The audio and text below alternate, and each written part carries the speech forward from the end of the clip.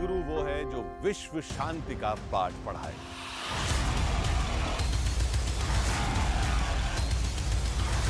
भारत ने दुनिया को युद्ध नहीं बुद्ध दिए।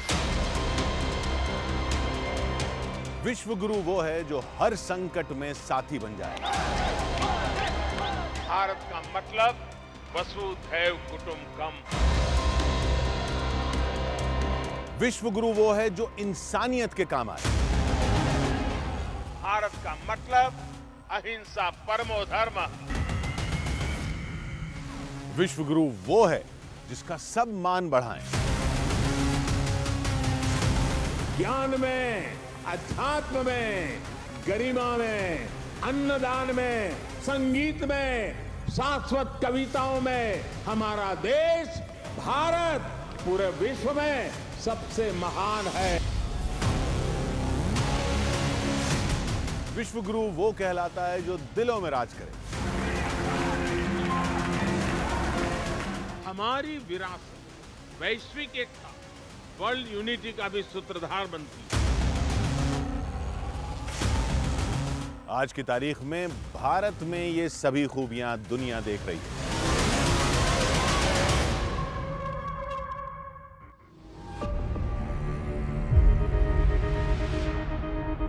ऐसे दृश्यों की कभी किसी ने कल्पना की थी? सुप्रीम लीडर के मेल मिलाप का यह अंदाज पहले कभी देखा था? वर्ल्ड लीडर संग ऐसी कदमताल को पहले कब देखा था? दुनिया में ये है दबदबा, ये है दर्जा, ये है दम नए भारत का।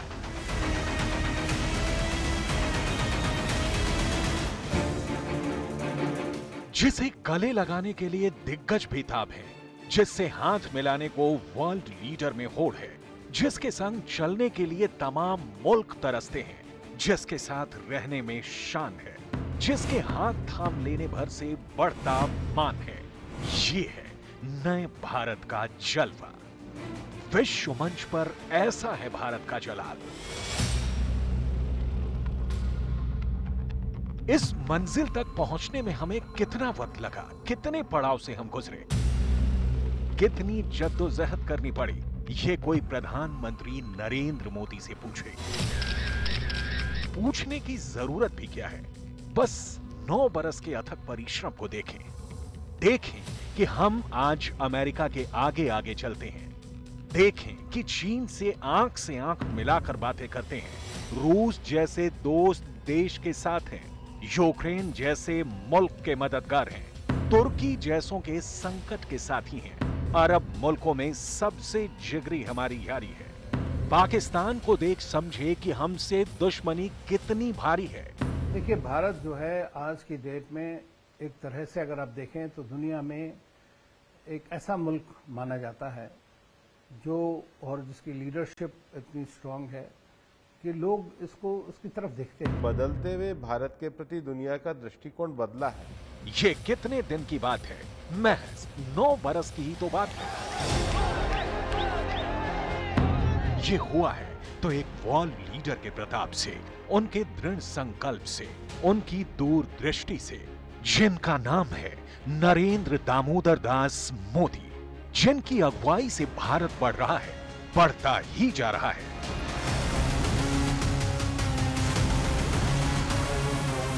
वीर भोग्या वसुंधरा, यानी वीर अपने शस्त्र की ताकत से ही धरती की, मातृभूमि की रक्षा करते हैं। देश देख रहा है, देश देख रहा है, एक अकेला कितनों को भारी पड़ रहा है। ये हमारा सिद्धांत है। हम घर में घुस के मारेंगे। त्याग का है, तप का है। भारत का इतिहास वीरता का है, बलिदान का है, महान परंपरा का है। वाकई दुनिया झुकती है, झुकाने वाला चाहिए। आज की तारीख में भारत के आगे दुनिया झुकने को मजबूर है, क्योंकि भीषण लड़ाइयों के इस दौर में विश्वव्यापी संकट के इस काल में सबको उम्मीद की किरण अगर कहीं से नजर आती है तो वो सिर्फ और सिर्फ हिंदुस्तान है। यूं ही नहीं, सारी महाशक्तियां एक साथ एक मंच पर भारत के कहने पर आ जाती हैं।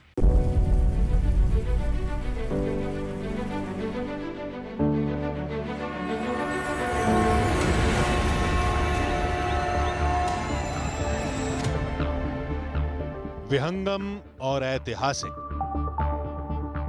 यही कह रही है दुनिया।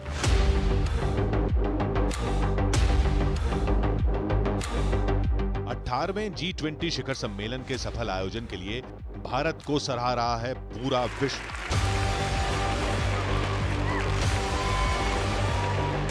दिल्ली में 9 और 10 सितंबर को बहुत कुछ अद्भुत घटा।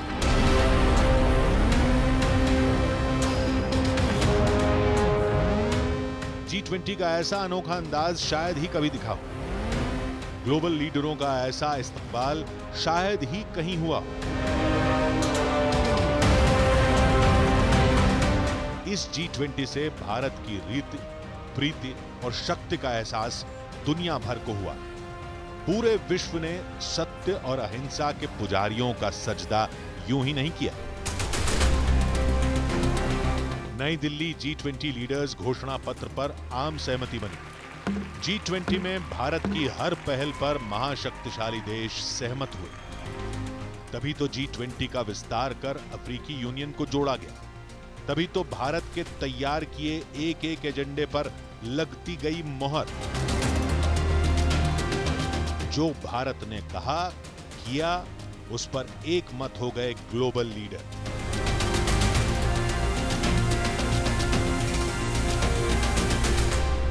जो मुझे निजी तौर पर एक बात की बड़ी तसल्ली हो रही है, वो ये भी है कि प्रधानमंत्री जी ने, जैसे आपने ठीक कहा, उनका कद और ऊंचा हो गया, लेकिन जो उन्होंने पहल की है, एक तो G20 को G21 बनाने में, अफ्रीकन यूनियन को इसमें शामिल करने, और दूसरी बड़ी महत्वपूर्ण, जिसका हमारे साथ एक ऐतिहासिक जुड़ाव भी है, वो है Bharat middle east Europe corridor.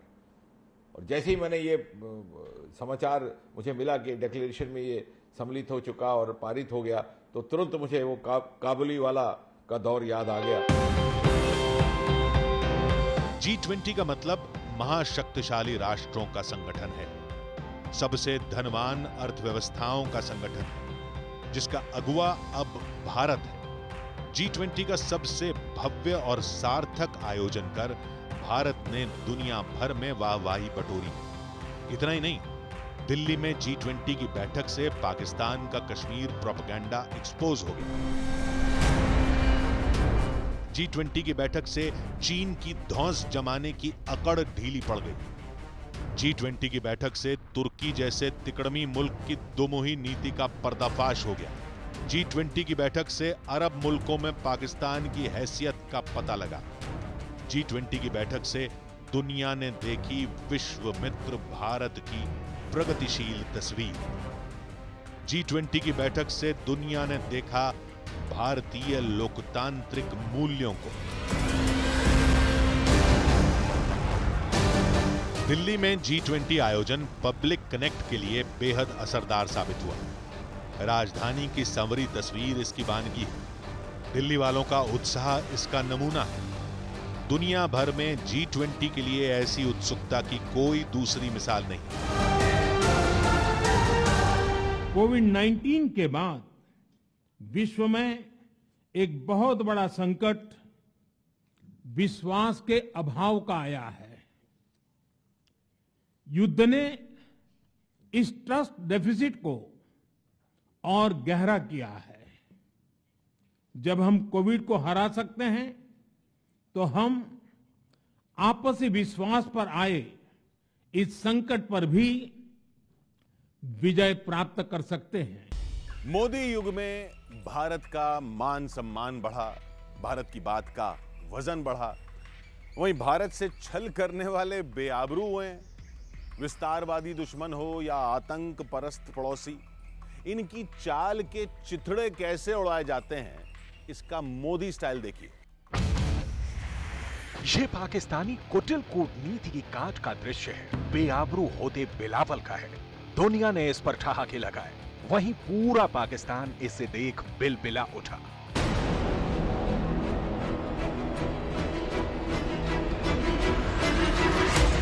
लेकिन इस बेवकूफ पे पहुंच जाने की क्या जरूरत है?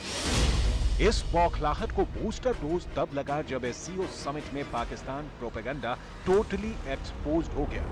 There is only one issue to discuss on Kashmir, which is when does Pakistan vacate its illegal occupation of Pakistan-occupied Kashmir. ये इंडिया का स्टैंड है, क्लियर, क्रिस्टल क्लियर। पहले पाकिस्तान को कब्जे वाले कश्मीर से भागना होगा। पहले पीओके के आतंकी कारखाने बंद करने होंगे, तब होगी बात, तब होगी मुलाकात। उससे पहले कुछ नहीं, कुछ भी नहीं होगा। तो सिर्फ वैश्विक मंच पर आतंक को शह देने वाले पाकिस्तान का भंडा फोड़ मिलेगा, तो आतंक परस्तों को मुंह तोड़ जवाब। जिस प्रकार की नीतियां इससे पूर्व में रहीं, वो किस प्रकार से कश्मीर की ही विरोधी थी और आम जन के विरोधी थी, जिसका पर्दाफाश होगा। प्रधानमंत्री नरेंद्र मोदी की यही नीति है। पाकिस्तान जैसा सख्त लहजा विस्तारवादी ड्रैगन के विरुद्ध बना रहेगा, क्योंकि पाकिस्तानी एजेंडे को चीनी तानाशाही का समर्थन मिलता है। एससीओ समिट की खींच निकालने के लिए चीन ने कश्मीर मुद्दे को यूएन में घसीटने की वकालत कर डाली थी, जबकि कश्मीर भारत के लिए कोई मुद्दा नहीं है। मुद्दा सिर्फ पीओके है, जहां से पाकिस्तानी फौज की विदाई का वक्त करीब है। चीन को भी इसका अंदाजा है, क्योंकि चीन का पीओके में अच्छा खासा इन्वेस्टमेंट है। इसी वजह से ड्रैगन बेचैन है। कुछ देश जिस प्रकार से विस्तारवादी नीतियों को अपनाकर सिर्फ भारत के लिए नहीं बल्कि दुनिया के लिए खतरे की घंटी बजा रहे हैं, वो भी जो उनकी नीतियां हैं, वो उनकी दोहरी नीतियां दुनिया के सामने आनी चाहिए। जाहिर है, कट्टर तानाशाही के सिंहासन पर विराजमान ड्रैगन किसी मुंह से लोकतांत्रिक मूल्यों की वकालत नहीं कर सकता। विस्तारवादी ड्रैगन के ढोंग का पर्दाफाश गलवान और पैंगोंग में प्रधानमंत्री नरेंद्र मोदी के नेतृत्व में ही हुआ। विस्तारवाद का युग समाप्त हो चुका है। ये युग विकासवाद का है। कश्मीर में आतंक के ताबूत में आखिरी कील ठोकी जा रही है, क्योंकि अब भी घाटी में मुट्ठी भर दहशतगर्द बचे हैं और कुछ सरहद पार बैठे पाकिस्तानी आकाओं के इशारे पर बारूदी खेल खेलने वाले गद्दार बिलों में छिपे हुए हैं। हालांकि अलगाववादियों और पत्थरबाजों का पक्का इलाज हो चुका है। केसरी हिल का जंगल रह रह कर दहल रहा था। गोलियों की गूंज पहाड़ियों से दूर तक सुनी जा सकती थी। एक एक फायर पूरे इलाके को थर्रा दे रहा था। रात भर चली मुठभेड़ के बाद 7 मई की सुबह आई तो सेना का बदला पूरा हो चुका था। एक दहशतगर्द ढेर हो चुका था, दूसरा जख्मी हालात में जहन्नुम पहुंचने के लिए तड़प रहा था। इंतकाम का ये ताबड़तोड़ अंदाज इंडियन आर्मी का है। पुंछ और राजौरी आतंकी हमले को अंजाम देने वाले आतंकी पीपुल्स एंटी फासिस्ट फ्रंट के समूल नाश तक सेना का ऑपरेशन जारी रहेगा। वैसे भी टेरर के हाइब्रिड पैटर्न को सेना ने पूरी तरह से समझ लिया है। ये दहशतगर्द आतंकी वारदात को अंजाम देकर आम नागरिकों में घुल मिल जाते थे, लेकिन अब ऐसी आतंक नीति कश्मीर में नहीं चलने वाली। आतंकवाद की समाप्ति, आतंकवादियों के खिलाफ सख्त कदम उठाना और नीचे के स्तर पे जनता के लोकतांत्रिक अधिकारों को मजबूत करने के लिए कश्मीर में पिछले 9 सालों में केंद्र सरकार द्वारा अभूतपूर्व कदम उठाए गए हैं। वजह जाननी है तो बस इन आंकड़ों पर गौर कीजिए। साल 2022 में सुरक्षा बलों की आतंकियों से 93 मुठभेड़ हुए, जिसमें 172 आतंकी मारे गए थे। इनमें 42 विदेशी थे। मारे गए आतंकियों में सबसे ज्यादा 108 लश्कर ए तैयबा और इसी से जुड़े संगठन द रेजिस्टेंस फ्रंट के थे। वहीं जैश ए मोहम्मद के 35, हिजबुल मुजाहिदीन के 22, अल बद्र के 4 और अंसार गजवत उल हिंद के 3 आतंकियों को सुरक्षा बलों ने ढेर किया। यानी आतंक बॉर्डर पार करके आए या कश्मीर की किसी खो में छिप कर बैठे, उसका खात्मा तय है। गुजरे 9 साल फुल एक्शन पैक्ड रहे। चुनौतियां मुल्क के भीतर जितनी आई, बाहरी मुल्कों में भी उतनी ही मिली। हिंदुस्तानियों पर दुनिया के किसी भी कोने में अगर संकट आया तो नया इतिहास बना। भारत के एक एक नागरिक की सुरक्षा, सलामती सुरक्षित की गई। इसलिए भी दुनिया ने भारत को विश्व गुरु माना। यह दिल्ली से 5000 किलोमीटर दूर की बारूदी विनाश लीला है, लेकिन इस खूनी संघर्ष की तपिश से दिल्ली अछूती नहीं रह पाई। ये युद्ध नहीं, ये युद्ध है।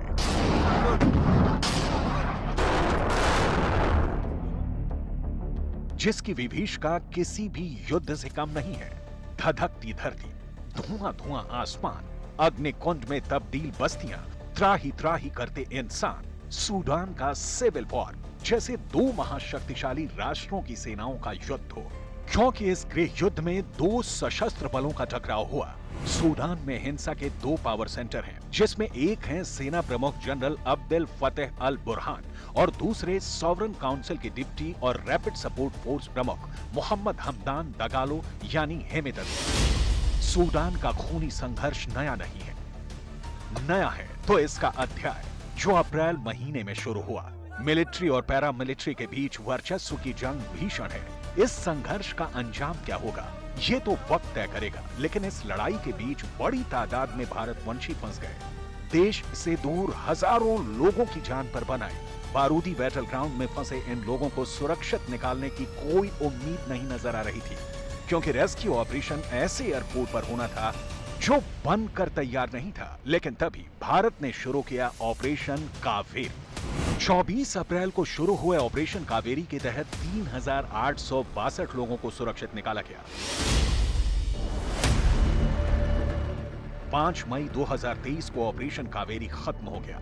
जो मौत के मुंह से लौट कर आए उनके लिए यह किसी करिश्मे सरीखा था, लेकिन ऑपरेशन कावेरी दुनिया के लिए भारत की ताकत का पर्याय बना। यूक्रेन में हो, अफगानिस्तान में हो, सूडान में हो, दुनिया के किसी भी भाग में आज भारत के नागरिक बड़े गौरव के साथ कहते हैं कि सदैव तत्परता के साथ सरकार उनके लिए कार्य करती है। प्रधानमंत्री नरेंद्र मोदी के नेतृत्व में किसी भी भारतीय को खरोच तक नहीं आने दी गई। भारत के इन रेस्क्यू ऑपरेशन को दुनिया ने यूं ही नहीं सलाम किया। तो हम ये नहीं करते कि सिर्फ हम अपने ही नागरिकों को निकालें। जो भी फंसा हुआ होता है, humanitarian relief, humanitarian disasters, humanitarian evacuation, इन सब चीजों में भारत जो है सबसे अग्रणी है। 9 साल में भारत की दोस्ती का दयार बढ़ा है। भारत विरोधी छवि रखने वाले कई मुल्क प्रधानमंत्री नरेंद्र मोदी के प्रशंसक बन गए। तुर्की जैसे देश को प्रधानमंत्री ने अपना कायल बना लिया। यहां तक कि कई मुस्लिम मुल्कों में भारत से दोस्ती की होड़ लग गई। फरवरी की उस रात तुर्की तहस नहस हो रहा था। धरती फाड़ भूकंप से इमारतें जमींदोज हो रही थी। 7.8 तीव्रता के भूकंप ने तुर्की में 45,000 इंसानों की जान ले ली।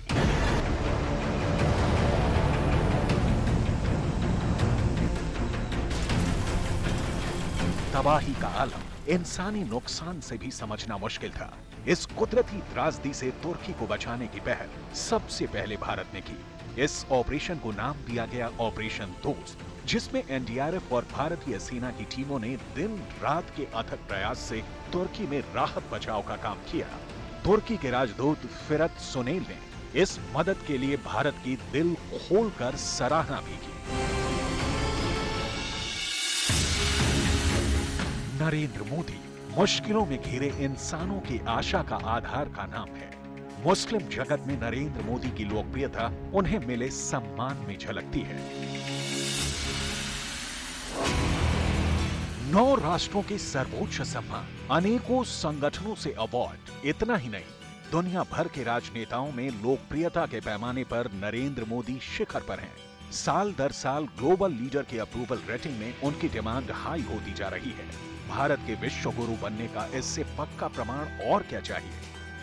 विश्व गुरु मैं ये समझता हूँ कि जब आप एक तरह से एक एग्जाम्पल क्रिएट करते हैं, एग्जाम्पलर बन जाते हैं, तब आप विश्वगुरु की संज्ञा दूसरे लोग आपको देंगे। प्रधानमंत्री नरेंद्र मोदी की संवेदना से देश का कई बार साक्षात्कार हुआ। उन तक पहुंची हर फरियाद पूरी होती है। जम्मू कश्मीर की नन्ही सी सीरत, उसने प्रधानमंत्री तक एक पैगाम पहुंचाया था।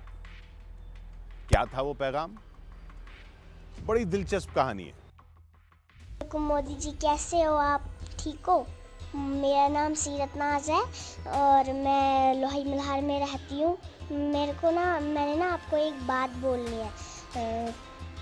मैं गवर्नमेंट हाई स्कूल लोहाई में पढ़ती हूँ। मुझे ना आपको एक बात बोलनी है।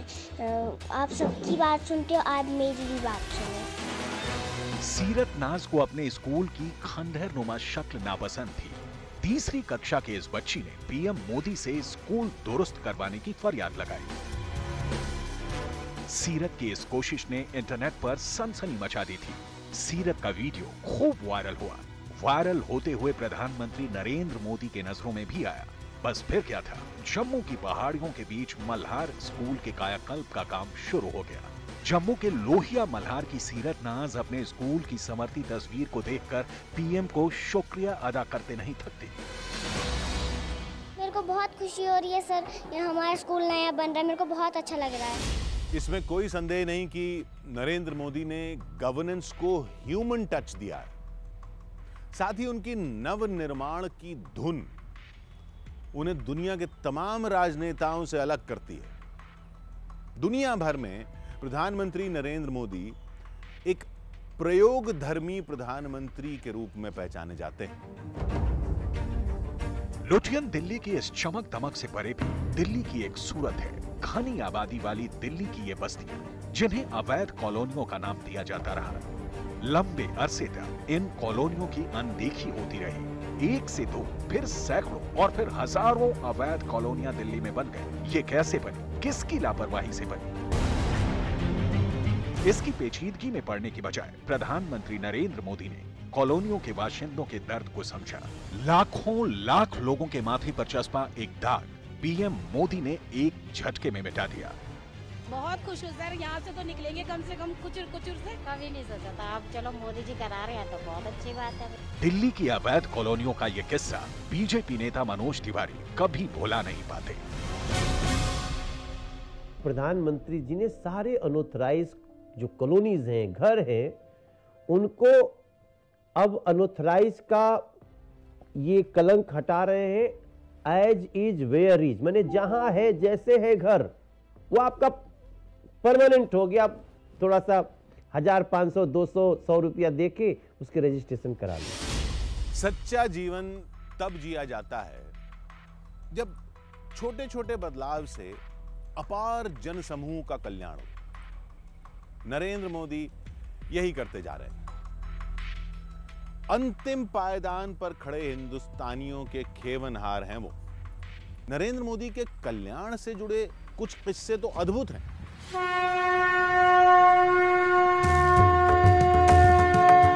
काशी के इस अप्रतिम रूप को देख दुनिया निहाल हो जाती है। काशी विश्वनाथ धाम के दिव्य दर्शन से आस्थावान धन्य हो जाते हैं। लेकिन इस नवनिर्माण की देखरेख के लिए प्रधानमंत्री नरेंद्र मोदी को कितने कष्ट सहने पड़े, ये बहुत कम लोग जान पाए हैं। काशी के कायाकल्प से जुड़ी ये कहानी उत्तराखंड के मुख्यमंत्री पुष्कर सिंह धामी सुनाते हैं। यहाँ बनारस में जो बहुत सारे विकास के काम हैं, प्रोजेक्ट चल रहे हैं, उन प्रोजेक्टों को मैं देखने जाता हूँ। पहले दिन में जाता था तो लोगों को परेशानी होती थी, जाम लग जाता था, धूल उड़ती थी। तो मैंने तय किया है कि मैं सारे काम खत्म करने के बाद, सारे कार्यक्रमों को खत्म करने के बाद रात को मैं सारे उन विकास के कामों को देखने जाता हूँ, प्रोजेक्टों को देखने जाता हूँ। इन्हीं नरेंद्र मोदी ने प्रधानमंत्री की उपमा बदलकर प्रधान सेवक की कर दी। प्रधान सेवक बनकर उन्होंने भारत के भविष्य की फौलादी बुनियाद तैयार कर दी। जाहिर है इस बुनियाद पर खड़े खुशहाली के महल में हर हिंदुस्तानी का हिस्सा है।